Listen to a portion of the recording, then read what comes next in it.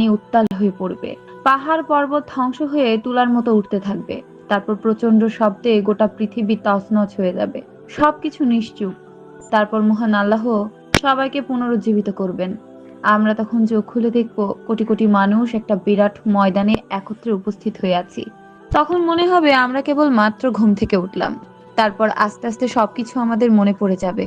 আমরা পৃথিবীতে কি কি কাজ করেছিলাম সবকিছুর বিচার এখানেই হবে, যাকে আমরা বিচার দিবস বলে থাকি। তারপর পুলসিরাত। পুল শব্দের অর্থ হলো সেতু, আর সিরাত হলো আরবি শব্দ। এর অর্থ রাস্তা বা পথ। সুতরাং এই অর্থ দাঁড়ায় সেতুর পথ বা যে রাস্তা পুলের মতো। আমাদের যে জায়গায় বিচার হবে তার নাম হাসরের ময়দান। তারপর আমাদের পুলসিরাত পার হতে হবে। পুলসিরাত পার না হয়ে হাসরের ময়দান থেকে জান্নাতে যাওয়া যাবে না। বিচারের পর হাসরের মাঠ থেকে পুলসিরাত পার হয়ে জান্নাতের দিকে যেতে হবে। এই সুদীর্ঘ পুলসিরাত পার হতে পৃথিবীর হিসেবে ৩০,০০০ বছরের প্রয়োজন। হাসরের ময়দানে জান্নাত ও জাহান্নাম এনে হাজির করা হবে। জান্নাতে রাখা হবে উঁচু স্থানে, আর জাহান্নাম গভীর নিম্নে। জাহান্নামের উপরে স্থাপন করা হবে পুলসিরাত। এর শেষ প্রান্তে থাকবে জান্নাত। এটি হাসরের ময়দান থেকে জান্নাত পর্যন্ত বিস্তৃত থাকবে এবং অনেক ভয়ঙ্কর হবে। এটি একটি চুলের থেকে সরু ও তরবারির চেয়েও ধারালো। অন্ধকারাচ্ছন্ন এই ভয়াবহ পথ প্রতিটি মানুষকে অতিক্রম করতে হবে, কারণ সেটাই হবে বেহেশতে পৌঁছানোর একমাত্র পথ। হযরত আব্দুল্লাহ বিন মাসুদ রাদিয়াল্লাহু আনহু তাআলা বলেন, ওই ব্যক্তির উপর গজব যার পেছনে জাহান্নাম রয়েছে, এবং বিপদ তার জন্য যার পেছনে মৃত্যু রয়েছে। উম্মুল মুমিনিন হযরত হাফসা রাদিয়াল্লাহু আনহা তাআলা বলেন, নবী করিম সাল্লাল্লাহু আলাইহি ওয়াসাল্লাম ইরশাদ করেছেন, যে ব্যক্তি বদর এবং হুদায়বিয়ার ময়দানে উপস্থিত ছিল, ইনশাআল্লাহ সে জাহান্নামের আগুনে পুড়বে না। তিনি তখন বললেন, হে রাসূলুল্লাহ, আল্লাহ তাআলা কোরআন পাকে ইরশাদ করেন, আর তোমাদের মধ্যে এমন কোনো ব্যক্তি নেই যে দোজখের উপর দিয়ে পার হবে না। তোমার রবের দেওয়া প্রতিশ্রুতি এটা। এরপর হযরত মুহাম্মদ সাল্লাল্লাহু আলাইহি ওয়াসাল্লাম বলেন, তোমরা কি এটা শোনোনি যে আল্লাহ পাক এটাও বলেছেন, এরপর আমি পুণ্যবান লোকদের বাঁচিয়ে নিব এবং পাপীদের তার মধ্যে ছেড়ে দিব। এর মাধ্যমে প্রমাণ হয় যে সকল মানুষকেই দোজখের উপর দিয়ে পার হতে হবে। যারা আল্লাহর প্রতি ঈমান এনেছে কেবলমাত্র তাদেরকে বাঁচিয়ে নেওয়া হবে, আর যারা পৃথিবীতে আল্লাহর অবাধ্য হয়েছে, আল্লাহর প্রতি ঈমান আনেনি, আল্লাহকে বাদ দিয়ে অন্যের ইবাদত করেছে, যারা সমাজে অত্যাচার করেছে, সে সমস্ত লোক জাহান্নামে পড়ে যাবে। এত কঠিন বিচারের পরেও আমরা সচেতন হই না। প্রিয় বন্ধুরা, পুলসিরাত পার হওয়া এত সহজ হবে না। সমস্ত নবী রাসূল এবং বুজুর্গ ব্যক্তিরা এই পুলসিরাত নিয়ে খুবই ভয়ে থাকতেন। একদিন হযরত আব্দুল্লাহ বিন রাবা রাদিয়াল্লাহু আনহু তাআলা কান্না করছিলেন। তখন এক ব্যক্তি তিনাকে জিজ্ঞেস করলেন, আপনি কান্না করছেন কেন? তিনি উত্তর দেন, আমি আল্লাহ পাকের আদেশের ভয় ভীত। তোমাদের মধ্যে এমন কেউ নেই যে দোজখের উপর দিয়ে পার হবে না। আমি তো জানি যে আমি দোজখের উপর দিয়ে পার হব, কিন্তু আমি এটা জানি না আমি সেই গন্তব্যে পৌঁছাতে পারবো কিনা, নাকি জাহান্নামে পড়ে যাব। পুলসিরাত পার হবার পথ খুবই কঠিন। বন্ধুরা, একবার ভাবুন, ওই সময়টি কেমন হবে যখন সূর্য মাথার ঠিক 1 বিঘ ওপরে বসে আগুন বর্ষণ করবে। মানুষ উলঙ্গ শরীরে এবং নগ্ন পায়ে থাকবে। আমাদের মস্তিষ্ক পুড়তে থাকবে, কলিজা ফেটে যাবে, হৃৎপিণ্ড গলার কাছে চলে আসবে। আর এই অবস্থায় পুলসিরাত পার হতে হবে, যেটি হবে চুলের থেকেও বেশি সূক্ষ্ম এবং তলোয়ারের চেয়েও বেশি ধারালো। আমরা তার উপর দিয়ে কিভাবে পার হব? আপনারা কেউ ভেবেছেন? আমরা দুনিয়ার রং তামাশায় ডুবে আছি। আমাদের মনে রাখতে হবে এই দুনিয়া শুধুমাত্র একটা ধোঁকা। হযরত হাসান বসরি রহমতুল্লাহি একজন লোককে হাসতে দেখেন। তিনি তখন তাকে জিজ্ঞেস করলেন, হে যুবক, তুমি কি পুলসিরাত পার হয়ে গেছো? সে বলল, না। তিনি আবার বললেন, তাহলে কি তুমি জানো তুমি জান্নাতে যাবে না দোজখে? সে আবারও বলল, না। তখন হাসান বসরি রহমতুল্লাহি জিজ্ঞেস করলেন, তাহলে তোমার এই হাসি কিসের উদ্দেশ্যে? যখন সামনে তোমার জন্য এত বড় বিপদ, তুমি তোমার গন্তব্য জানো না, তাহলে তুমি এত নিশ্চিত হয়ে কিভাবে হাসছো? এরপরে আর কেউ ওই ব্যক্তিকে হাসতে দেখেনি। পবিত্র কোরআন ও হাদিসের কোথাও সরাসরি পুলসিরাত শব্দটি ব্যবহৃত হয়নি, বরং বিভিন্ন জায়গায় শুধু সিরাত শব্দটি ব্যবহৃত হয়েছে। আল্লাহ তাআলা বলেন, তোমাদের মধ্যে এমন কেউ নেই যে তাকে এটা পার হতে হবে না। এটা তোমার প্রতিপালকের অবধারিত ফয়সালা। তারপর আমি ধর্মভীরুদের নিস্তার দেব এবং অত্যাচারীদের আধমুখে জাহান্নামে নিক্ষেপ করব।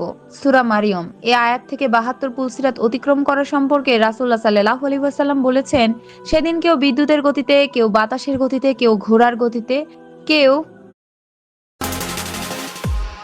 Start with a 50% deposit. আরোহীর গতিতে, কেউ দাঁড়িয়ে, আবার কেউ হাঁটার গতিতে পুলসিরাত অতিক্রম করবে। উম্মুল মুমিনিন হযরত আয়েশা সিদ্দিকা রাদিয়াল্লাহু আনহা তাআলা থেকে বর্ণিত, রাসূল বলেছেন, জাহান্নামের উপর একটি পুল আছে, যা চুলের চেয়েও বেশি চিকন আর তরবারির চেয়েও বেশি ধারালো। এর উপর লোহার শিকল ও কাঁটা থাকবে। মানুষের উপর দিয়েই গমন করবে। কেউ চোখের পলকে, কেউ বিদ্যুৎ গতিতে, কেউ বায়ু বেগে, আবার কেউ উত্তম ঘোড়া ও উটের গতিতে পুলসিরাত পার হবে। আর ফেরেশতারা বলতে থাকবে, হে প্রভু, সহি সালামতে অতিক্রম করাও, হে প্রভু, নিরাপদে পার করাও। কেউ নাজাত পাবে, কেউ আহত হবে, কেউ উপর হয়ে পড়ে যাবে, আর কেউ আধমরা হয়ে জাহান্নামে পড়ে যাবে। অপর হাদিসে নাজার ইবনে আনাস মালিকের বাবা থেকে বর্ণিত, তিনি বলেন, আমি রাসূল সাল্লাল্লাহু আলাইহি ওয়াসাল্লামকে কিয়ামতের দিন আমার জন্য শাফায়াত করার প্রার্থনা জানিয়েছিলাম। তিনি বললেন, আমি তা করব। আমি বললাম, ইয়া রাসূলুল্লাহ, আমি আপনাকে কোথায় তালাশ করব? তিনি বললেন, তুমি প্রথম তালাশ করবে সিরাতের পাশে। আমি বললাম, যদি সিরাতে আপনার সাক্ষাৎ না পাই? তিনি বললেন, হাউজে কাউসারের পাশে তালাশ করবে। আমি বললাম, যদি সেখানেও না পাই? তিনি বললেন, তাহলে মিজানের পাশে তালাশ করবে। এই তিনটি স্থানে আমি হারাবো না। তিরমিজি কিয়ামত অধ্যায় সিরাত অনুচ্ছেদ। আবু হুরায়রা রাদিয়াল্লাহু আনহু তাআলা থেকে বর্ণিত, তিনি বলেন, একদা কতিপয় লোক বলল, ইয়া রাসূলুল্লাহ, কিয়ামতের দিন আমরা কি আমাদের প্রভুকে দেখতে পাবো? তিনি বললেন, সূর্যের নিচে যখন কোনো মেঘ থাকে না, তখন তা দেখতে কি তোমাদের কোনো অসুবিধা হয়? তারা বলল, না ইয়া রাসূলুল্লাহ। তিনি বললেন, পূর্ণিমার চাঁদ যদি মেঘের অন্তরালে না থাকে, তবে তা দেখতে কি তোমাদের কোনো অসুবিধা হয়? তারা তখন বলল, না ইয়া রাসূলুল্লাহ। তিনি বললেন, তোমরা নিশ্চয়ই কিয়ামতের দিন আল্লাহ তাআলাকে ওই রূপ দেখতে পাবে। আল্লাহ তাআলা সকল মানুষকে একত্রিত করে বলবেন, তোমরা পৃথিবীতে যে যে জিনিসের ইবাদত করেছিলে সে তার সাথে চলে যাও। অতএব সূর্যের ইবাদতকারী সূর্যের সাথে, চন্দ্রের ইবাদতকারী চন্দ্রের সাথে এবং মূর্তি পূজারী মূর্তির সাথে চলে যাবে। অবশিষ্ট থাকবে হযরত মুহাম্মদ সাল্লাল্লাহু আলাইহি ওয়াসাল্লামের উম্মতের লোকেরা, যাদের মাঝে মুনাফিক সম্প্রদায়ের লোকও থাকবে। আর মুমিনরা আল্লাহ তাআলাকে যে আকৃতিতে জানতো, তার ব্যতিক্রম আকৃতিতে আল্লাহ তাআলা তাদের কাছে হাজির হবেন এবং বলবেন, আমি তোমাদের প্রভু। তখন তারা বলবে, আমরা তোমার থেকে আল্লাহর কাছে পানাহ চাই। আমাদের প্রভু না আসা পর্যন্ত আমরা এই স্থানেই থেকে যাব। আমাদের প্রভু যখন আমাদের কাছে আসবেন, আমরা তাকে চিনে নিব। এরপর যে আকৃতিতে তারা আল্লাহ তাআলাকে জানতো, সে আকৃতিতে তিনি তাদের কাছে হাজির হবেন এবং বলবেন, আমি তোমাদের প্রভু। তখন তারা বলবে, হ্যাঁ, আপনিই আমাদের প্রভু। তখন তারা আল্লাহ তাআলার অনুসরণ করবে। এরপর জাহান্নামের পুল স্থাপন করা হবে। রাসূল বলেন যে, সর্বপ্রথম আমি সেই পুল অতিক্রম করব। আর সেই দিন সমস্ত রাসূলের দোয়া হবে, হে আল্লাহ, রক্ষা করো। সে পুলের মাঝে সর্দার নামক গাছের কাঁটার ন্যায় কাঁটা থাকবে। তোমরা কি সুদানের কাঁটা দেখেছো? তারা বলল, হ্যাঁ ইয়া রাসূলুল্লাহ। তখন রাসূল বললেন, এই কাঁটাগুলি সাদা কাঁটার মতোই হবে, তবে তা কত বড় হবে সে সম্পর্কে আল্লাহ ছাড়া কেউ জানে না। সে কাঁটাগুলি মানুষকে তাদের আমল অনুসারে ছিনিয়ে নিবে। তাদের মাঝে কতিপয় লোক এমন হবে যে তারা তাদের আমলের কারণে ধ্বংস হয়ে যাবে, আর কতিপয় লোক এমন হবে যে তাদের আমল হবে সরিষা তুল্য নগণ্য, তবুও তারা নাজাত পাবে। এমনকি আল্লাহ তাআলা বান্দাদের বিচার কার্য সম্পাদন করবেন এবং লা ইলাহা ইল্লাল্লাহ এর সাক্ষ্যদাতাদের থেকে যাদেরকে জাহান্নাম থেকে বের করার ইচ্ছা করবেন, আল্লাহ তাদেরকে বের করার জন্য ফেরেশতাদেরকে আদেশ করবেন। সিজদার চিহ্ন দেখে ফেরেশতারা তাদেরকে চিনতে পারবে। আর আল্লাহ তাআলা বনি আদমের ওই সিজদার স্থানগুলিকে জাহান্নামের জন্য হারাম করে দিয়েছেন। সুতরাং ফেরেশতারা তাদেরকে এমত অবস্থায় বের করবে যে তখন তাদের দেহ থাকবে কয়লার মতো। তারপর তাদের দেহে পানি ঢেলে দেয়া হবে, যাকে বলা হয় মাইল হায়াত বা সঞ্জীবনী পানি। সাগরের ঢেউয়ে ভেসে আসা আবর্জনায় যেরূপ উদ্ভিদ জন্মায়, পরে এগুলো যেরূপ সজীব হয়, তারাও সেরূপ সজীব হয়ে যাবে। এ সময় জাহান্নামের দিকে মুখ করে এক ব্যক্তি দাঁড়িয়ে থাকবে আর বলবে, হে প্রভু, জাহান্নামের হাওয়া আমাকে ঝলসে দিয়েছে, এর জ্বলন্ত অঙ্গার আমাকে জ্বালিয়ে দিয়েছে। সুতরাং তুমি আমার চেহারা জাহান্নামের দিক থেকে ঘুরিয়ে দাও। এভাবে সে আল্লাহকে ডাকতে থাকবে। তখন আল্লাহ তাআলা বলবেন, আমি যদি তোমাকে এটা দিয়ে দেই, তবে আর তুমি অন্যটির প্রার্থনা করবে না। লোকটি তখন বলবে না, হে আল্লাহ, তোমার ইজ্জতের কসম, আর অন্যটি চাইবো না। সুতরাং তার চেহারাটা জাহান্নামের দিক থেকে ফিরিয়ে দেয়া হবে।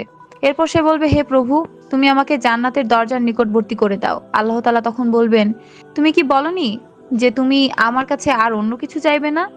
আফসোস তোমার জন্য, হে আদম সন্তান, তুমি কতই না গাদ্দার।